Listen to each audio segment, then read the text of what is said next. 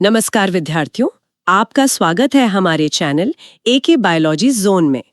आज हम चर्चा करेंगे माइक्रोस्कोपी के मूल सिद्धांत पर। ये एक ऐसा विषय है जो असल में पूरे जीव विज्ञान की नींव है। बिल्कुल। अंतरिक्ष से धरती पर रखी किसी किताब के शब्दों को पढ़ने की कोशिश करने की कल्पना करें। मतलब सदियों तक जीव विज्ञानियों के लिए मानव शरीर या किसी भी जीव की कोशिकाओं को समझना कुछ ऐसा ही था। हाँ, हम जानते थे कि वहां कुछ है, लेकिन हमारे पास उन शब्दों को पढ़ने के उपकरण नहीं थे। सही कहा। तो आज की हमारी ये गहन चर्चा केवल लेंस और प्रकाश के बारे में नहीं है। यह इस बारे में है कि कैसे विज्ञान ने भौतिकी के नियमों को हैक करके एक पूरी तरह से अदृश्य दुनिया का अनावरण किया है। देखिए, ये बहुत ही सटीक बात है। मतलब विज्ञान का पूरा इतिहास, विशेष रूप से सेल बायोलॉजी का इतिहास, हमारी दृष्टि की सीमाओं को मात देने का ही इतिहास रहा है। बिल्कुल। जब हम माइक्रोस्कोपी की बात करते हैं तो हम केवल चीजों को बड़ा करने की बात नहीं कर रहे हैं। हम इस बारे में बात कर रहे हैं कि प्रकाश या यहाँ तक कि इलेक्ट्रॉन पदार्थ के साथ कैसे संपर्क करते हैं, है ना? और हम उस संपर्क का उपयोग सूक्ष्म संरचनाओं की छड़ी बनाने के लिए कैसे कर सकते हैं। ठीक है, चलिए इसे समझना शुरू करते हैं। जब हम इस विषय में गहराई से उतरते हैं तो सबसे पहले हमें दो मुख्य तकनीकों का सामना करना पड़ता है, लाइट माइक्रोस्कोपी और इलेक्ट्रॉन माइक्रोस्कोपी। हाँ, और इन दोनों के बीच का तकनीकी अंतर बहुत ही मौलिक है। बिल्कुल। मतलब लाइट माइक्रोस्कोपी में हम दृश्य प्रकाश का उपयोग करते हैं, जिसकी तरंग दैर्ध्य या कहें कि वेवलेंथ लगभग 400 से 700 नैनोमीटर के बीच होती है। सही। लेकिन दूसरी तरफ इलेक्ट्रॉन माइक्रोस्कोपी प्रकाश की जगह इलेक्ट्रॉन बीम का उपयोग करती है, जिसकी वेवलेंथ लगभग 0.005 नैनोमीटर होती है। और ये वेवलेंथ का अंतर ही सारी भौतिकी को तय करता है। मतलब इसे ऐसे समझ सकते हैं कि आप उस चीज की स्पष्ट छवि नहीं बना सकते जो उस तरंग से छोटी हो, जिसका उपयोग आप उसे छूने या देखने के लिए कर रहे हैं। अच्छा, इसे विजुअलाइज करने के लिए एक एनालॉजी लेते हैं। मान लीजिए कि कोई बॉक्सिंग ग्लव्स पहनकर रेत के एक बहुत ही बारीक कण का आकार महसूस करने की कोशिश कर रहा है। अरे वाह, ये अच्छा उदाहरण है ना? ग्लव्स बहुत बड़े हैं तो वो उस छोटे कण के विवरण को पकड़ ही नहीं सकते। दृश्य प्रकाश के 400 नैनोमीटर के ग्लव्स के साथ भी ठीक यही समस्या है। वो बहुत सी सूक्ष्म कोशिकीय संरचनाओं के लिए बहुत बड़े हैं। बिल्कुल। और वहीं दूसरी ओर इलेक्ट्रॉन बीम का उपयोग करना, मतलब ये किसी बहुत ही बारीक सुई से उस कण को महसूस करने जैसा है। एकदम सही। वेवलेंथ जितनी छोटी होगी, हमारी जांच या कहें कि प्रोब उतनी ही बारीक होगी और हम उतनी ही छोटी वस्तुओं को स्पष्ट रूप से देख पाएंगे। तो प्रकाश मुड़ जाता है। हाँ, दृश्य प्रकाश अपने आकार के कारण बहुत छोटी चीजों के इर्द गिर्द मुड़ जाता है, लेकिन इलेक्ट्रॉन बीम उन सूक्ष्म संरचनाओं से टकराकर हमें उनकी एकदम सटीक जानकारी देती है। यहाँ एक बहुत बड़ा सवाल उठता है। जब मैं कॉलेज में थी तो मुझे हमेशा लगता था कि अगर मुझे कोई बहुत छोटी चीज देखनी है तो मैं बस बहुत सारे लेंस एक के ऊपर एक लगा दूंगी। अच्छा, मतलब मैग्निफिकेशन बढ़ाते जाओ। हाँ, मतलब अगर टोटल मैग्निफिकेशन ऑब्जेक्टिव लेंस और आईपीस के आवर्धन का गुणनफल है तो हम बस 100x के 5 लेंस एक साथ क्यों नहीं जोड़ देते और सीधे एक परमाणु को क्यों नहीं देख लेते? देखिए, ये एक बहुत ही तार्किक सवाल है और शुरुआती वैज्ञानिकों ने ठीक यही करने की कोशिश की थी। सच में? हाँ, लेकिन वो एक दीवार से टकरा गए जिसे एम्प्टी मैग्निफिकेशन कहा जाता है। एम्प्टी मैग्निफिकेशन मतलब खाली आवर्धन? बिल्कुल। केवल छवि को बड़ा कर देने का मतलब ये नहीं है कि आपको कोई नई जानकारी मिल रही है। अगर एक डिजिटल तस्वीर पहले से ही धुंधली है तो उसे जूम करने पर आपको बस बड़े बड़े धुंधले पिक्सल ही तो दिखाई देंगे, है ना? कोई नया विवरण नहीं मिलेगा। ओहो, समझ गई।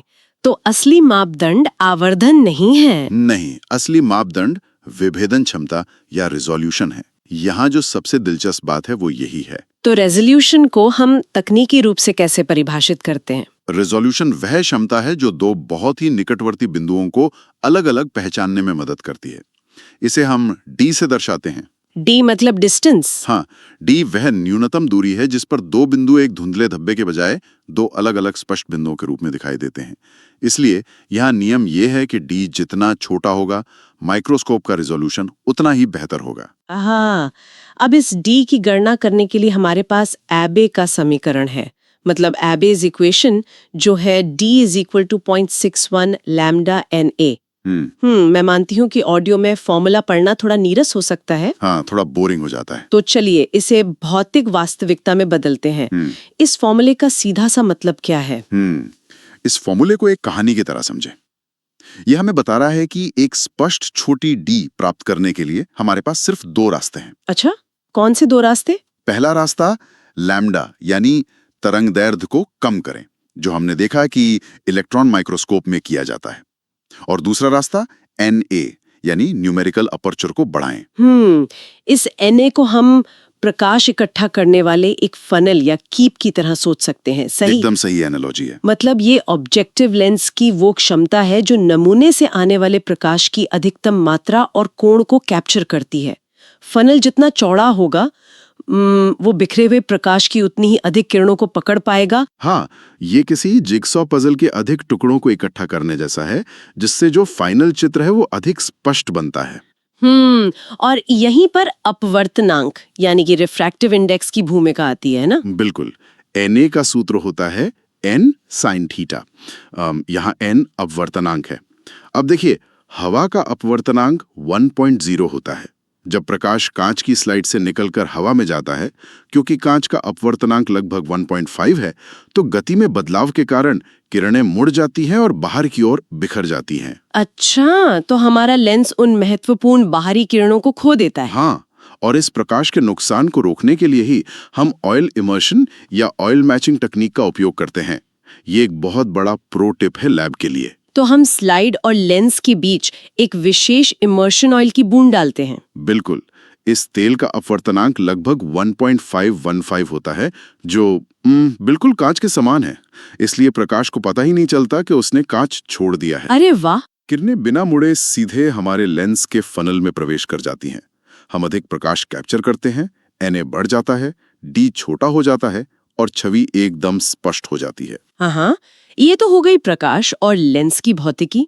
अब जरा उस हार्डवेयर की बात करते हैं जो हमारी लैब की मेज पर रखा होता है। हम सभी आईपीस को जानते हैं, जहां से हम देखते हैं, जो 10x होता है, और ऑब्जेक्टिव लेंस जो प्राथमिक आवर्धन करते हैं। लेकिन माइक्रोस्कोप के मंच या स्टेज के नीचे एक पूरा सिस्टम होता है जिसे अक्सर नजरअंदाज कर दिया जाता है। मेरा मतलब है कंडेंसर और आइरिस डायफ्राम। हाँ, और विडंबना यह है कि एक अच्छी और खराब माइक्रोस्कोपी के बीच का अंतर अक्सर उसी स्टेज के नीचे तय होता है। सच में? बिल्कुल।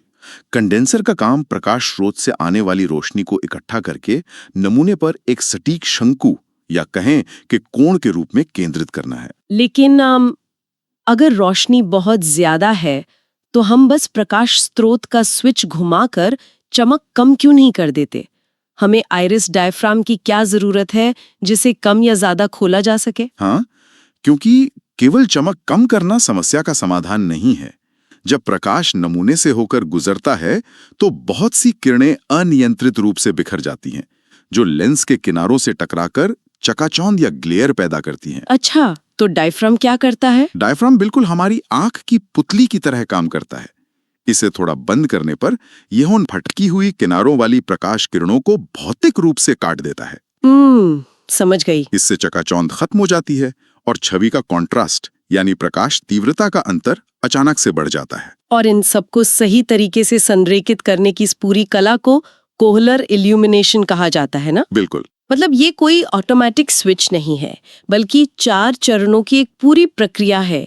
पहले नमूने पर फोकस करना, फिर कंडेंसर की ऊंचाई एडजस्ट करना ताकि प्रकाश स्पष्ट हो, उसके बाद कंट्रास्ट के लिए डायफ्राम को एडजस्ट करना और अंत में प्रकाश पथ को अलाइन करना। हाँ, ये 4 स्टेप्स अनिवार्य हैं और ये सब इसलिए किया जाता है ताकि नमूने पर एकदम समान प्रकाश पड़े। तो अब मान लेते हैं कि हमारा माइक्रोस्कोप एकदम सही सेट हो गया है। अब चुनौती आती है नमूनों को देखने के विभिन्न तरीकों की। सबसे पारंपरिक तरीका है ब्राइट फील्ड माइक्रोस्कोपी। इसमें एक चमकीले बैकग्राउंड पर हम गहरे नमूने को देखते हैं। लेकिन यहाँ एक तार्किक समस्या आ जाती है। वो क्या? अधिकांश जैविक कोशिकाएं, जैसे कि हमारे गाल की कोशिकाएं या पानी में मौजूद अमीबा, लगभग पूरी तरह से पानी से बनी होती हैं और पारदर्शी होती हैं। पारदर्शी चीज को चमकीले बैकग्राउंड पर देखना कांच की टुकड़ी को बर्फ पर देखने जैसा है, कुछ नहीं दिखेगा। हाँ, तो हम आमतौर पर उन्हें स्टेन कर देते हैं, यानी रंग देते हैं, कॉन्ट्रास्ट सुधारने के लिए। समस्या यह है कि अधिकांश प्रभावी स्टेनिंग रसायनों की प्रकृति ऐसी होती है कि वे कोशिका की झिल्ली को तोड़ देते हैं या उसके प्रोटीन को फिक्स कर देते हैं। संक्षेप में कहें तो स्टेनिंग प्रक्रिया कोशिका को मार देती है। तो अगर मुझे एक जीवित बैक्टीरिया को पानी में तैरते हुए देखना है तो ब्राइट फील्ड तो काम नहीं आएगा। बिल्कुल नहीं। तो यही प्रवेश होता है डार्क फील्ड माइक्रोस्कोपी का। हाँ, डार्क फील्ड एक बहुत ही चतुर ऑप्टिकल ट्रिक है। इसमें हम प्रकाश को नीचे से सीधे लेंस में नहीं जाने देते। इसके बजाय हम एक विशेष डिस्क का उपयोग करते हैं जो केंद्र से प्रकाश को रोक देती है और केवल किनारे से प्रकाश को नमूने पर तिरछा डालती है। अच्छा, तो इसका नतीजा ये होता है कि बैकग्राउंड पूरी तरह से काला रहता है और जो प्रकाश पारदर्शी बैक्टीरिया से टकराता है वो बिखर कर ऊपर हमारे लेंस में आ जाता है। एग्जैक्टली। ये बिल्कुल वैसा ही है जैसे किसी अंधेरे कमरे में हवा में तैरते हुए धूल के कण तब चमकने लगते हैं जब उन पर खिड़की से सूरज की कोई तिरछी किरण पड़ती है। हाँ, मतलब ये एकदम सटीक तुलना है। डार्क फील्ड जीवित और बिना रंगे हुए जीवों के बाहरी आकार और गति को देखने के लिए बेहतरीन है, आदर्श है एकदम। लेकिन डार्क फील्ड की भी तो एक सीमा है।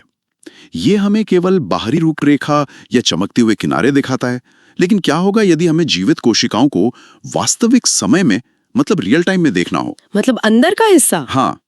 मान लीजिए मुझे एक जीवित कोशिका के भीतर ये देखना है कि उसका केंद्रक कहाँ है या वो कैसे विभाजित हो रही है। हम उसे मार नहीं सकते और डार्क फील्ड अंदर के विवरण नहीं दिखा सकता। देखिए, ये 20वीं सदी की शुरुआत में एक बहुत बड़ी इंजीनियरिंग चुनौती थी और इसका समाधान फ्रेडरिक ज़र्नेके ने निकाला, जिसके लिए उन्हें नोबेल पुरस्कार भी मिला। उन्होंने फेज कॉन्ट्रास्ट माइक्रोस्कोपी का आविष्कार किया। फेज कॉन्ट्रास्ट का सिद्धांत वास्तव में दिमागी कसरत वाला है। हम जानते हैं कि प्रकाश एक तरंग है। जब प्रकाश किसी कोशिका के तरल हिस्से की तुलना में किसी घने हिस्से जैसे केंद्रक से होकर गुजरता है तो उसकी गति थोड़ी धीमी हो जाती है। बिल्कुल। और गति के इस धीमे होने के कारण वो प्रकाश तरंग बाकी तरंगों की तुलना में थोड़ी पीछे रह जाती है। इसे हम फेज शिफ्ट कहते हैं। अब मानव आंख या कैमरे इस फेज शिफ्ट को सीधे नहीं देख सकते। हम केवल प्रकाश के रंगों या उसकी तीव्रता यानी इंटेंसिटी में अंतर को ही पहचान सकते हैं। तो ज़र्निके का जादू ये था कि उन्होंने माइक्रोस्कोप के ऑब्जेक्टिव लेंस और कंडेंसर में विशेष फेज रिंग्स लगा दिए। सही। ये रिंग्स इस अदृश्य फेज शिफ्ट को भौतिक रूप से एक दूसरे के साथ टकराने पर मजबूर करते हैं, जिससे वो फेज का अंतर प्रकाश की तीव्रता में बदल जाता है। हाँ, और नतीजा ये होता है कि बिना किसी डाई या स्टेनिंग के एक जीवित पारदर्शी कोशिका के अंदर के हिस्से स्पष्ट रूप से अलग-अलग ग्रे शेड्स में दिखाई देने लगते हैं। यह सेल बायोलॉजी के लिए एक बहुत बड़ी क्रांति थी। बिल्कुल, लेकिन वैज्ञानिक कभी संतुष्ट नहीं होते हैं ना। बुनियादी प्रकाश तकनीकों से आगे बढ़कर अब बात करते हैं विशिष्ट संरचनाओं को हाईलाइट करने की। पारदर्शी कोशिका के अंदर का ढांचा देखना एक बात है, लेकिन क्या होगा यदि मैं यह जानना चाहूं कि कोशिका के भीतर एक विशिष्ट प्रोटीन इस वक्त कहाँ मौजूद है? फेज कॉन्ट्रास्ट तो ये नहीं बता सकता। नहीं, वो नहीं बता सकता। यहाँ हमें फ्लोरेसेंस माइक्रोस्कोपी की आवश्यकता होती है। फ्लोरेसेंस एक पूरी तरह से अलग भौतिक घटना है। इसमें हम विशिष्ट फ्लोरोफोर्स या फ्लोरोसेंट मॉलिक्यूल्स का उपयोग करते हैं। इसे समझने के लिए हम ऊर्जा के अवशोषण और उत्सर्जन के बारे में सोच सकते हैं। इसे एक ट्यूनिंग फोर्क के एनालॉजी से समझते हैं। अच्छा, बताइए। मान लीजिए हम एक ट्यूनिंग फोर्क को एक भारी हथौड़े से मारते हैं। ये उच्च ऊर्जा छोटी तरंग दैर्ध्य जैसे नीला प्रकाश देने के समान है। वो फोर्क उस ऊर्जा को अवशोषित करता है और फिर एक धीमी लंबी गूंज पैदा करता है। ये कम ऊर्जा लंबी तरंग दैर्ध्य जैसे हरा प्रकाश उत्सर्जित करने के समान है। बिल्कुल, फ्लोरोफोर्स इसी सिद्धांत पर काम करते हैं। हम नमूने पर नीला प्रकाश डालते हैं जो केवल उत्तेजना के लिए है। फ्लोरोफोर्स इसे सोख लेते हैं और हरे प्रकाश के रूप में प्रकाश उत्सर्जित करते हैं। तो माइक्रोस्कोप में लगे फिल्टर नीले हथौड़े वाले प्रकाश को रोक देते हैं और हम केवल उस हरे प्रकाश को देखते हैं। हाँ, आज हम GFP यानी ग्रीन फ्लोरोसेंट प्रोटीन टैगिंग जैसी तकनीकों का उपयोग करके किसी भी विशिष्ट प्रोटीन के साथ इन चमकते हुए मॉलिक्यूल्स को जोड़ सकते हैं। मतलब ये ऐसा है जैसे किसी अंधेरे कमरे में किसी खास व्यक्ति को ढूंढने के लिए उसे एक चमकने वाली जैकेट पहना देना। एकदम सही। और फिर हम कोशिका के भीतर उनकी सटीक लोकेशन ट्रैक कर सकते हैं। लेकिन फ्लोरेसेंस माइक्रोस्कोपी के साथ एक बहुत ही व्यवहारिक समस्या सामने आती है। यदि हम एक पूरी 3D कोशिका को फ्लोरेसेंट डाई से रंग देते हैं और उसे ऊपर से देखते हैं, तो न केवल वह हिस्सा चमकता है जिस पर हमने फोकस किया है, बल्कि उसके ऊपर और नीचे के हिस्से भी चमक रहे होते हैं। हाँ, और इससे पूरी छवि में एक चमकता हुआ धुंधलापन या कहें कि आउट ऑफ फोकस हॉलो बन जाता है। और उस धुंधलेपन को हटाने के लिए ही कॉन्फोकल माइक्रोस्कोपी का विकास हुआ। कॉन्फोकल का मतलब है एक ही फोकस बिंदु होना। सही। यह तकनीक एक साथ पूरे नमूने पर प्रकाश डालने के बजाय लेजर स्कैनिंग का उपयोग करके एक एक बिंदु को स्कैन करती है। लेकिन कॉन्फोकल माइक्रोस्कोपी का असली हीरो लेजर नहीं है। वो एक छोटा सा छेद है जिसे स्थानिक पिनहोल या स्पेशल पिनहोल कहते हैं, जो डिटेक्टर के ठीक सामने लगा होता है। हाँ, वो पिनहोल ही सारी समस्या का समाधान करता है। यह पिनहोल इस तरह से अलाइन होता है कि यह केवल उसी प्रकाश को कैमरे तक जाने देता है जो नमूने के ठीक फोकल प्लेन से आ रहा हो। और जो प्रकाश थोड़ा ऊपर या नीचे से आता है, जो प्रकाश उस प्लेन के थोड़ा सा भी ऊपर या नीचे से आता है, वो एक अलग कोण पर लौटता है और ये भौतिक पिनहोल उसे कैमरे में प्रवेश करने से रोक देता है। अरे वाह, इसे ऑप्टिकल सेक्शनिंग कहते हैं, है ना? ये वस्तुतः मेडिकल फील्ड के सीटी स्कैन की तरह है। हम कोशिका को भौतिक रूप से बिना काटे उसके अंदर के बहुत ही पतले स्पष्ट स्लाइस की तस्वीरें ले सकते हैं। बिल्कुल। और फिर कंप्यूटर इन सभी स्लाइस को एक के ऊपर एक रखकर एक शानदार उच्च रेजोल्यूशन वाली 3D छवि बना देता है। आउट ऑफ फोकस प्रकाश पूरी तरह हट जाता है। ये तकनीक अद्भुत है, लेकिन हमें ये नहीं भूलना चाहिए कि कॉन्फोकल माइक्रोस्कोप अभी भी प्रकाश का ही उपयोग कर रहा है, और प्रकाश की एक सीमा है, वही विवर्तन सीमा या डिफ्रैक्शन लिमिट, जिसके बारे में हमने शुरुआत में बात की थी। हाँ, हम दृश्य प्रकाश का उपयोग करके लगभग 200 नैनोमीटर से छोटी किसी चीज को अलग अलग नहीं देख सकते। जब हमें राइबोसोम के अंदर देखना हो या वायरस की संरचना का अध्ययन करना हो, तो प्रकाश हार मान लेता है। और यही वो बिंदु है जहां हम वापस अपनी दूसरी प्रमुख तकनीक पर आते हैं, इलेक्ट्रॉन माइक्रोस्कोपी। जब प्रकाश की सीमाएं आ जाती है तो इलेक्ट्रॉन बीम क्रांति लाता है। यहाँ हम मुख्य रूप से दो प्रकारों पर चर्चा करते हैं, TEM और SEM। हाँ, ट्रांसमिशन इलेक्ट्रॉन माइक्रोस्कोपी यानी TEM का रेजोल्यूशन अविश्वसनीय है, लगभग 0.1 से 0.2 नैनोमीटर तक। इसमें इलेक्ट्रॉन बीम वास्तव में नमूने के माध्यम से यानी अंदर से होकर गुजरती है। बिल्कुल। इसका उद्देश्य मुख्य रूप से आंतरिक कोशिकीय संरचनाओं यानी ऑर्गेनेल्स को देखना है। लेकिन TEM की एक बहुत बड़ी कीमत चुकानी पड़ती है ना? इलेक्ट्रॉन हवा में यात्रा नहीं कर सकते, इसलिए पूरी मशीन को निर्वात या वैक्यूम में रखना पड़ता है। हाँ, और हम जीवित कोशिका को वैक्यूम में नहीं डाल सकते। महत्वपूर्ण ट्रेड ऑफ है। ब्लैक एंड व्हाइट तस्वीरें मिलती हैं। उत्कृष्ट रिजोल्यूशन के लिए हम जीवंतता का बलिदान देते हैं, और दूसरी ओर हमारे पास स्कैनिंग इलेक्ट्रॉन माइक्रोस्कोपी यानी SEM है। SEM में इलेक्ट्रॉन नमूने के आर पार नहीं जाते, बल्कि वे सतह को स्कैन करते हैं। हाँ, जब इलेक्ट्रॉन सतह से टकराते हैं तो वे सतह से द्वितीयक इलेक्ट्रॉन निकालते हैं। डिटेक्टर इन इलेक्ट्रॉनों को पकड़कर एक बहुत ही विस्तृत 3D सतही स्थलाकृति या टोपोग्राफी बनाता है। SEM की सबसे बड़ी खासियत इसकी फील्ड की गहराई है ना? बिल्कुल। इसका मतलब है कि नमूने का एक बड़ा 3D हिस्सा एक ही समय में स्पष्ट रूप से फोकस में रहता है। इसे याद रखने का एक बहुत ही आसान तरीका है, T से ट्रांसमिशन, जिसका मतलब है अंदर से आर पार जाना, यानी आंतरिक स्लाइस देखने के लिए, और S से स्कैनिंग, जिसका मतलब है सतह को स्कैन करना। ये बहुत बढ़िया तरीका है याद रखने का। लाइट माइक्रोस्कोप में फोटॉन होते हैं, रंगीन इमेज होती है, जीवित और मृत दोनों देख सकते हैं, जबकि TEM और SEM में इलेक्ट्रॉन होते हैं, ब्लैक एंड व्हाइट इमेज होती है, और नमूना मृत या निर्वात में होता है। अब हमने प्रकाश की विवर्तन सीमा की बात की थी, जो रेजोल्यूशन को 200 नैनोमीटर तक सीमित करती है।